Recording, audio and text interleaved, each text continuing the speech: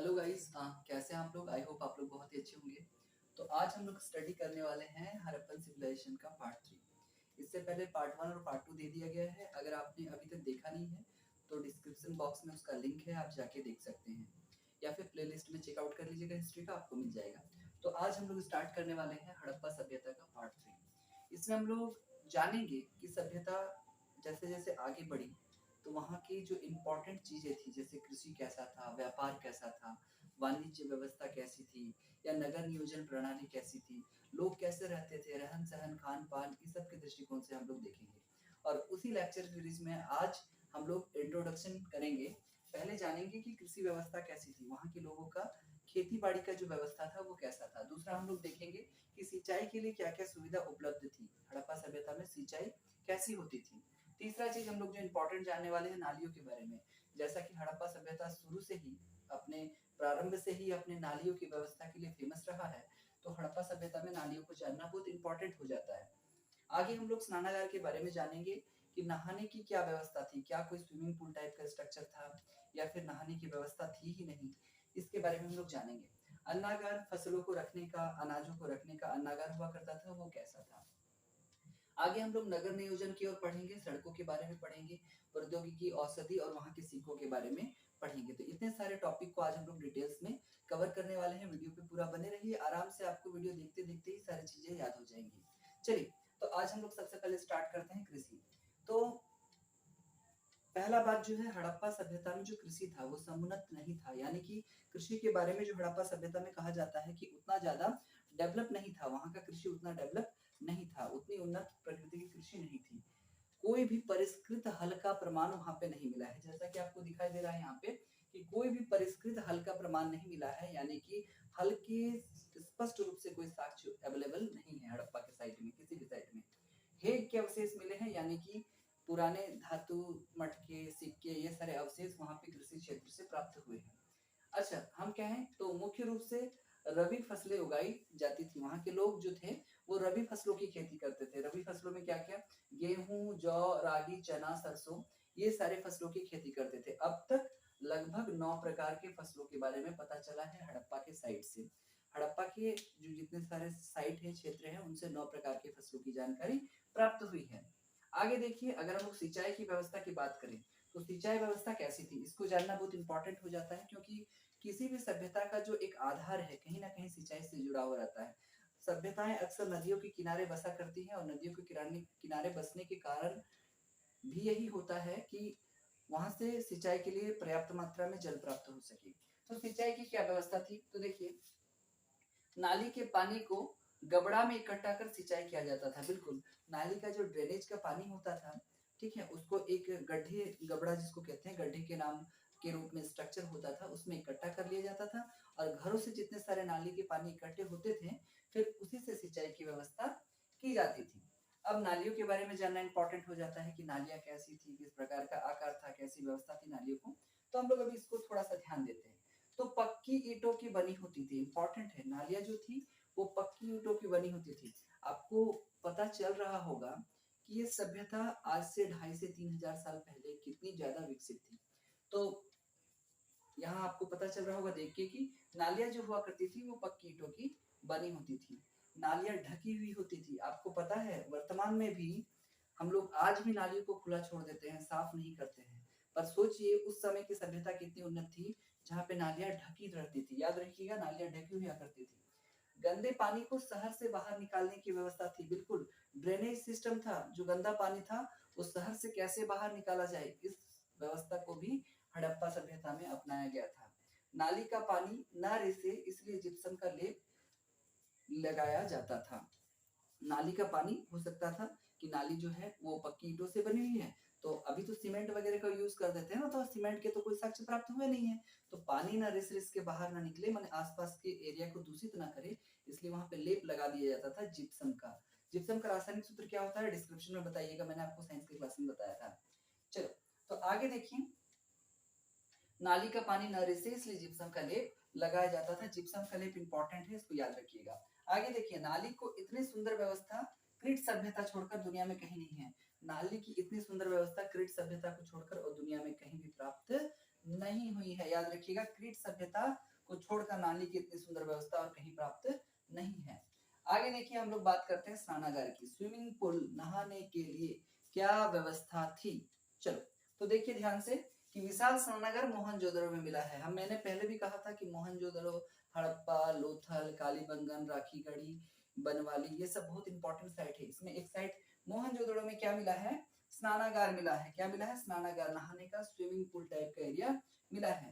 पक्की ईंटों का बना होता था, इंपॉर्टेंट है। स्नानागार किस चीज का बना होता था? पक्की ईंटों का स्नानागार बना होता था इस एरिया में। आगे देखिए जिप्सम का लेप लगाया जाता था ताकि पानी न रिसे। बिल्कुल, मैंने पहले भी कहा कि जिस प्रकार से नालियों में जिप्सम का लेप लगाते थे पानी न रिसे, उस तरह पानी को स्टॉक करके रखने के लिए जो स्नानागार होते थे ना, वहां भी जिप्सम के लेप लगाए जाते थे। इंपॉर्टेंट है, याद रखिएगा। गंदे पानी निकासी छिद्र, बिल्कुल ये व्यवस्था तो शानदार थी भैया। गंदा पानी जो हो जाता था उसको कैसे बाहर आउटलेट किया जाए, कैसे निकाल दिया जाए बाहर, तो उसके लिए छोटे छोटे होल्स बनाए जाते थे स्विमिंग पूल में, ताकि वहां से गंदा पानी रिस रिस के बाहर आता रहे। ठीक है, चलिए इतिहासकार मैके ने इसे पवित्र स्नानागार माना है। बिल्कुल, इतिहासकार जो मैके हैं, मैके कहते हैं कि स्नानागार बहुत ही हॉली था, पवित्र था। किसने माना है? मैके ने माना है। इंपॉर्टेंट है, स्नानागार के बारे में सारे डिटेल्स को ध्यान से नोट कीजिएगा। चलिए आगे देखिए अन्नागार। अन्नागार भी इंपॉर्टेंट है और आपको जानकारी के लिए बता दें कि अन्नागार भी कहां से प्राप्त हुआ है? बिल्कुल मोहनजोदारो से प्राप्त हुआ है। अन्नागार भी कहां से प्राप्त हुआ है? मोहनजोदारो से प्राप्त हुआ है। सिंधु घाटी सभ्यता का सबसे विशाल स्मारक है ये। अगर आपसे पूछ लिया जाए कि सिंधु घाटी सभ्यता में सबसे विशाल स्मारक क्या मिला, तो आप कहिएगा बिल्कुल मोहनजोदारो से प्राप्त अन्नागार। मोहनजोदारो से प्राप्त अन्नागार सिंधु घाटी सभ्यता का सबसे विशाल स्मारक था। अब देखिए गोदाम से पता चलता है कि टैक्स अन्न के रूप में लिया जाता था। बिल्कुल, वहां पे गोदामें थी और गोदाम में बहुत सारा अनाज का स्टॉक्स मिला है, तो इससे पता चल रहा है कि कहीं ना कहीं टैक्स के रूप में अनाज लेने का जो सिस्टम थी, जो प्रथा था, वो उस समय भी मौजूद था। देखिए विषम परिस्थिति में अनाजों को बांटा जाता था। बिल्कुल विषम परिस्थिति में जैसे आज की सरकारें करती है। देखिए सभ्यताएं विकसित होते होते ना हम लोग यहाँ तक पहुंचे हैं, तो पुरानी सभ्यताओं में कुछ ना कुछ अभी के सिस्टम के भी साक्ष्य देखने को मिलेंगे, क्योंकि हम लोग उन लोग को ही फॉलो करते हुए यहाँ तक आए हैं। तो वहां भी उस समय भी क्या होता था कि विषम परिस्थिति में जो अन्न होता था ना, वो आम पब्लिक में बांट दिया जाता था। बिल्कुल, इसके भी प्रमाण मिले हैं। अब देखिए जो टॉपिक हम लोग पढ़ने वाले हैं वो बहुत इंपॉर्टेंट है, नगर नियोजन व्यवस्था। नगरों का सिस्टम कैसा था, कैसे थे शहरे? नगर नियोजन व्यवस्था, बिल्कुल नगरीय सभ्यता थी तो नगर नियोजन व्यवस्था ही होगी। देखिए ग्रिड पद्धति पर आधारित थी। बिल्कुल ग्रिडिंग सिस्टम, याद रखिएगा, बार बार पूछा जाता है कि सभ्यता किस पद्धति पर आधारित थी, नगर नियोजन व्यवस्था किस पद्धति पर आधारित थी, तो आप कहिएगा जी सर ग्रिड पद्धति पर आधारित थी। सड़क के दोनों तरफ बहुमंजिला भवन, बिल्कुल सड़क जो था उसके दोनों ओर बहुमंजिला भवन हुआ करता था। मतलब उस समय भी एक तल्ला दो तल्ला जो हम लोग बोलते हैं ना, first floor, second floor, ground floor, वो सिस्टम में जो बिल्डिंग्स होता था ना, वो उस समय भी था। इसके प्रमाण भी मिले हैं। पक्की ईंटों का प्रयोग होता था। बिल्कुल पक्की ईंटों का प्रयोग भवन में किया जाता था। आप सोच सकते हैं कितनी डेवलप सभ्यता थी उस समय पक्की ईंटों का प्रयोग करना। मुझे तो सोच कर ही आश्चर्य लगता है कि कितना, अगर उस सभ्यता का स्क्रिप्ट, मैंने पहले ही फर्स्ट ही बताया कि स्क्रिप्ट पढ़ लिया जाए तो कमाल हो जाएगा।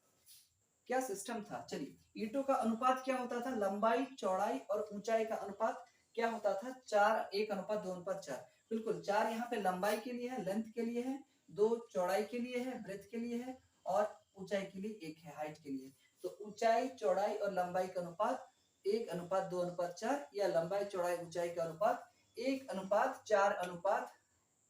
4:2:1 बोल सकते हैं। ईंट अलंकृत होते थे। बिल्कुल ईंटों में डिजाइन का सिस्टम था, डिजाइन बनाया जाता था ईंटों में, इसलिए कहा गया है कि ईंट क्या होते थे? अलंकृत होते थे, मतलब उसको सजाया जाता था। लकड़ी से पकाई जाती थी।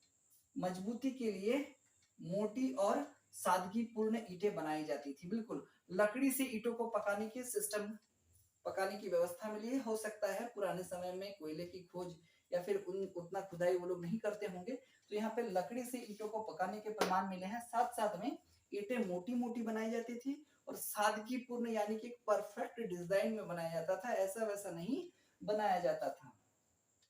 दीवार में साहुल का प्रयोग किया जाता था। दीवार में किस चीज का? साहुल का प्रयोग। साहुल क्या है सर? साहुल एक प्रकार का लेप है दीवारों को चिकना बनाने के लिए। आज भी आदिम जनजाति आदिवासी लोग दीवारों को देखिएगा चिकना बना देते हैं बिना किसी पेंट के। हम लोग तो घर में एशियन अल्टीमा, नैरोलैक्स क्या क्या यूज करते हैं, पर उस समय भी वो लोग दीवार को चिकना बनाने के लिए साहुल का प्रयोग करते थे। घर का दरवाजा मुख्य सड़क की ओर न खुलकर नालियों की ओर खुलता था। बिल्कुल, घर का जो दरवाजा था ना, ये मान लीजिए हम लोग आजकल सिस्टम में जो दरवाजे होते हैं वो मेन रोड्स के साइड होते हैं, क्योंकि कार पार्किंग वगैरह बहुत तरह का हम लोग का थिंकिंग रहता है एट प्रेजेंट जनरेशन का। पर उस समय जो सड़क के दरवाजे जो होते थे ना, वो मुख्य सड़क की ओर नहीं खुलते थे बल्कि नालियों की ओर खुलते थे, और नालियां तो ढकी होती थी ना, तो उस ओर खुला करते थे। इंपॉर्टेंट है, कुछ आपको अक्सर ऑप्शन में दे देगा, सड़क के दरवाजे किस ओर खुला रहते थे? मुख्य घरों के दरवाजे किस ओर खुलते थे? मुख्य सड़क की ओर, नालियों की ओर। इनमें से दोनों, इनमें से कोई नहीं। आप तुरंत लगाइएगा कि सड़क के दरवाजे मुख्य सड़क की ओर खुले रहते थे, जो कि बिल्कुल गलत होगा, ये नालियों की ओर खुले होते थे। चलिए, मुख्य सड़क रौनकदार होते थे, यानी कि वहां पे कुछ ना कुछ रोशनी की व्यवस्था होती थी। रौनकदार होते थे यानी कि रोशनी की कुछ ना कुछ व्यवस्था होती थी। हो सकता है उस समय मसाले या आग से आग जलावन की कोई वस्तुएं हो सकती है, मे बी, या फिर हो सकता है कि अंधेरा ना हो, दिन में भी उजाला रहे, इसी सिस्टम में बनाया जाता होगा। अच्छा, छतें टाट, चूना पत्थर, बांस आदि का प्रयोग करके बनाया जाता था। छत में क्या उपयोग किया जाता था? टाट मतलब लकड़ी के बड़े बड़े, जैसे हम लोग बांस वगैरह यूज करते हैं ना, उस टाइप की चीजें। टाट होते थे, चूना पत्थर होता था, बांस होता था, और इन सब का प्रयोग करके छत को बनाया जाता था। भूसी उसी डालकर भी छत को बनाया जाता था। पर याद रखिएगा, बहुमंजिली भवनों को भी साक्ष्य यहाँ से प्राप्त हुए हैं। चलिए, छतों को इस तरह से डिजाइन किया जाता है। सड़कों की बात करें तो सड़क कच्ची भी होती थी और पक्की भी होती थी। मोस्टली जो सड़क था वो कच्चा होता था और दोनों साइड उसको पक्की ईंटों से बांध दिया जाता था। तो यहाँ पे क्या कह रहा है? सड़कें कच्ची थी तथा दोनों ओर पक्की ईंटों से बंधा होता था। दोनों ओर पक्की ईंटों से बंधा होता था। चलिए देखिए, सड़कें समांतर और समकोण पर काटती थी।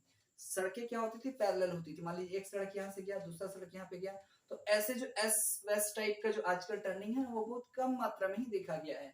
ये सीधी सीधी होती थी तथा एक दूसरे को कैसे काटती थी? समकोण पर, 90 डिग्री एंगल पर सड़कें एक दूसरे को प्रतिच्छेद करती थी। अच्छा, आगे क्या कहता है कि बैलगाड़ी सबसे द्रुत वाहन था। बिल्कुल, उस समय घोड़े वोड़े के साक्ष्य तो नहीं मिले भैया, तो ऑब्वियसली लोग बैल का प्रयोग जरूर करते होंगे। तो बैलगाड़ी जो था उस समय सबसे द्रुत गति से चलने वाला वाहन था, यानी कि बैलगाड़ी का प्रयोग के साक्ष्य प्राप्त हुए हैं। अब प्रौद्योगिकी की बात करते हैं, टेक्नोलॉजी क्या क्या थी। अभी की जैसे तो टेक्नोलॉजी नहीं रहेगी, पर टेक्नोलॉजी क्या क्या हो सकती है, चलो इसको ध्यान देते हैं। तो देखिएगा, कासा बनाना आता था वहां के लोगों को। बिल्कुल, कासे और उसके बर्तन बनाने आते थे। और कासा कैसे बनता है? तो याद रखिए कि टीन और तांबा को मिलाकर कासा बनाया जाता था। टीन और तांबा को मिलाकर कासा बनाया जाता था। औषधि में शिलाजीत का प्रयोग मिला है। शिलाजीत एक प्रकार की जड़ी बूटी होती है, इसका प्रयोग मिला है। साथ में नीम का प्रयोग मिला है और समुद्र के फेन का प्रयोग भी किया जाता था। तो क्या कहेंगे, जो कि पूरा आप देखिएगा इस साइड वाला उत्तर पश्चिमी एरिया हम लोग का अरब सागर के तट पर बसा हुआ है, तो वहां से समुद्र निकटवर्ती क्षेत्र पड़ता था, और गुजरात वगैरह तो समुद्र के किनारे ही बसा हुआ है, तो समुद्र के फेन का प्रयोग भी होता था, नीम का प्रयोग होता था, और शिलाजीत का भी प्रयोग किया जाता था। इंपॉर्टेंट है, याद रखिएगा।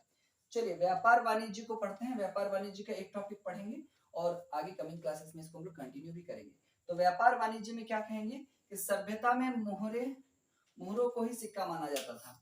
बिल्कुल, वहां पे जो मोहर थे ना, मोहर थे, उन्हीं को सिक्का माना जाता था। ठीक है, सिक्के किस चीज के बने होते? तो सेल खड़ी के बने होते थे। अधिकांश सिक्के किस चीज के बने होते थे? सेल खड़ी। सेल खड़ी में भी एक प्रकार का मिट्टी कह लीजिए, मिट्टी टाइप का चीज होता था जिससे सिक्के बने होते थे। वो किस चीज के थे?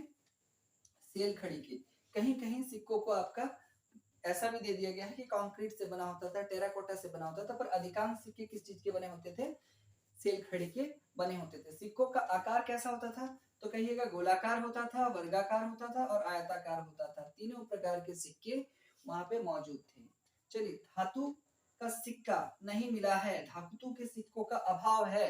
और क्या कहता है कि वस्तु तथा मुद्रा विनिमय था, यानी कि वस्तु की विनिमय की जाती थी। एक वस्तु को देकर दूसरे वस्तु लिए जाते थे, वस्तु विनिमय प्रणाली मौजूद थी। और साथ साथ में आपका मुद्रा विनिमय, माने मुद्रा को देकर ही दूसरे वस्तु लेने का जो सिस्टम है वो भी मौजूद था।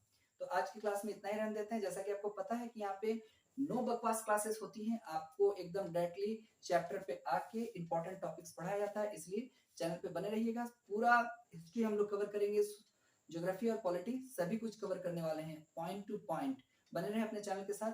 चैनल को सब्सक्राइब नहीं किया तो सब्सक्राइब कर लीजिएगा और अपने फ्रेंड के साथ शेयर करना मत भूलिएगा। मिलते हैं फिर नेक्स्ट वीडियो में। Thank you.